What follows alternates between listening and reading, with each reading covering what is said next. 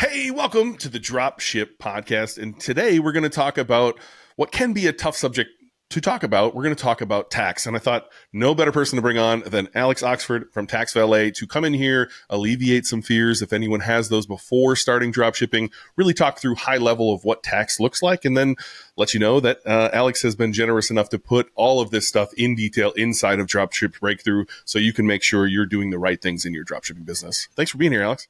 Yeah, thanks for having me. I know this is probably going to feel a little bit rushed. We're going to try to hammer through a bunch of topics here in a short period of time. But again, I just wanted to have you on here to give a high-level overview of what does dropshipping taxes even look like. So some people I've had on sales calls are worried they need to sign up for every single state before they even get started. Make sure they have all of their ducks in a row before they even get started. What does a high-level overview of sales tax look like in the current environment we're in? Yeah, so for dropshippers, particularly new dropshippers, when it comes to sales tax, we're really concerned with two things.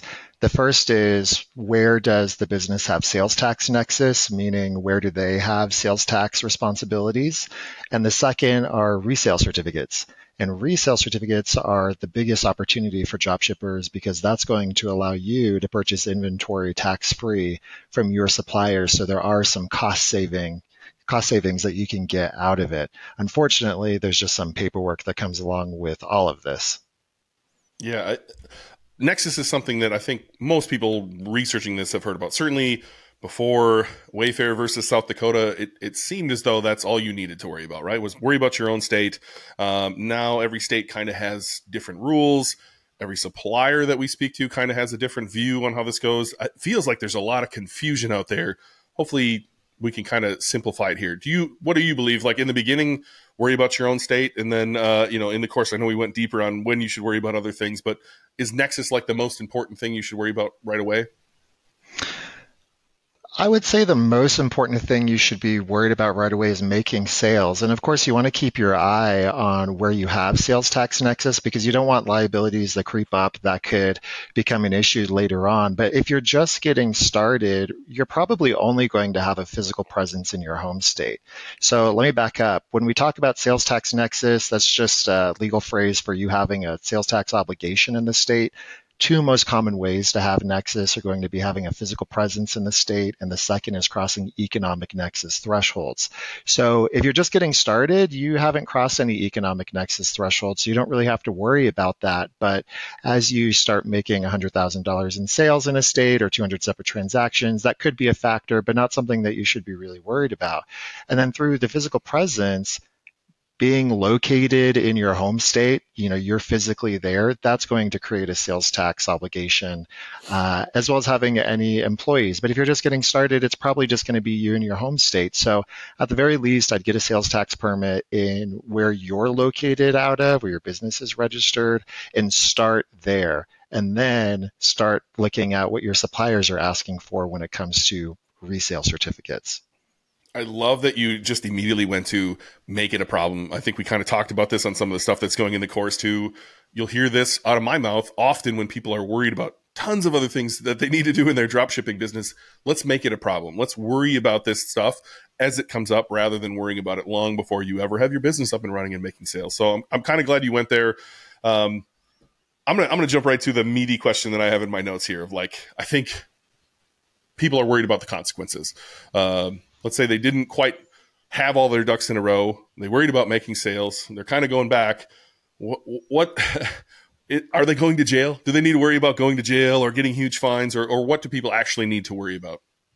Well, when it comes to the consequences of not dealing with sales tax, I really look at it through two angles. The first are the consequences from your supplier, and the second are the consequences with the state.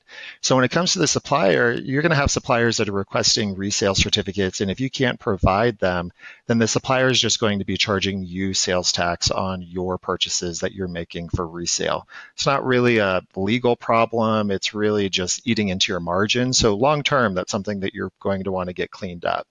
The second are the consequences with the states. So if you have a sales tax obligation and you're not paying it, eventually that's going to come back around and you're going to have to pay it, right?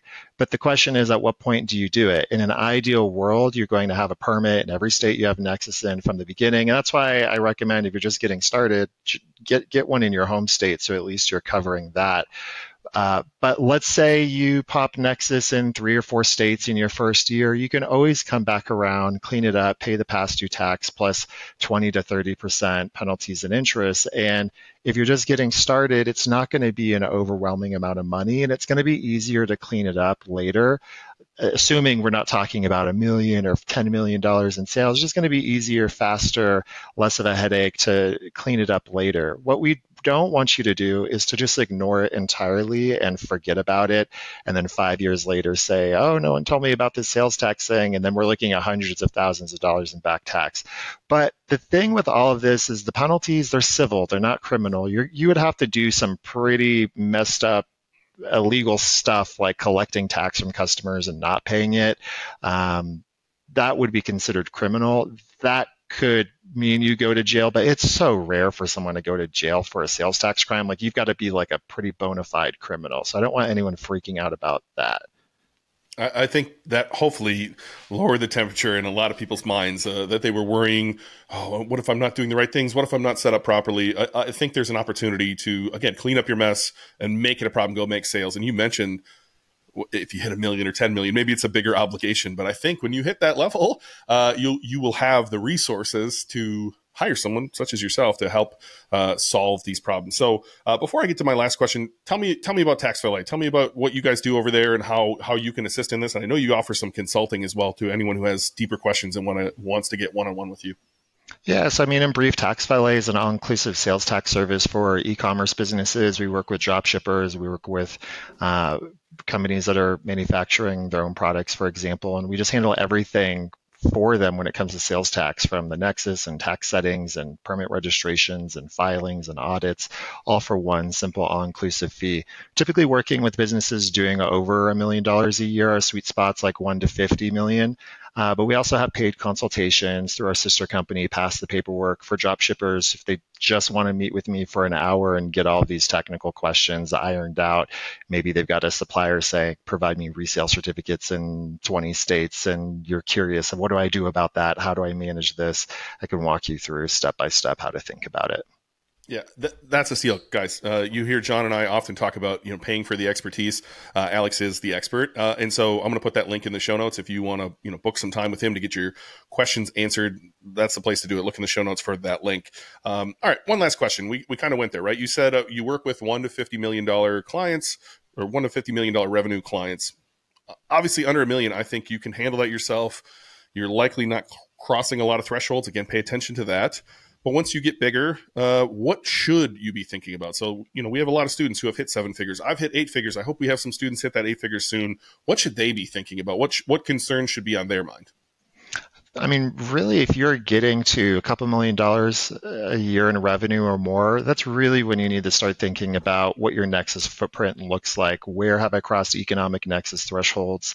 And what are my liabilities in those states? Like if you are accumulating $10,000 a month or even per year in liabilities in one state, that can add up over time. So really looking at it as a risk-based problem and asking yourself the question, at least annually, where do I have sales tax nexus? How much do I owe? And am I ready to get this cleaned up? I mean, if you have Nexus in Kansas and you owe $10 a year, it's going to be a lot easier for you to clean it up later on. But some of these bigger states, or maybe audit-prone states like California, Florida, Texas, Illinois, New York, really want to have a watchful eye on that.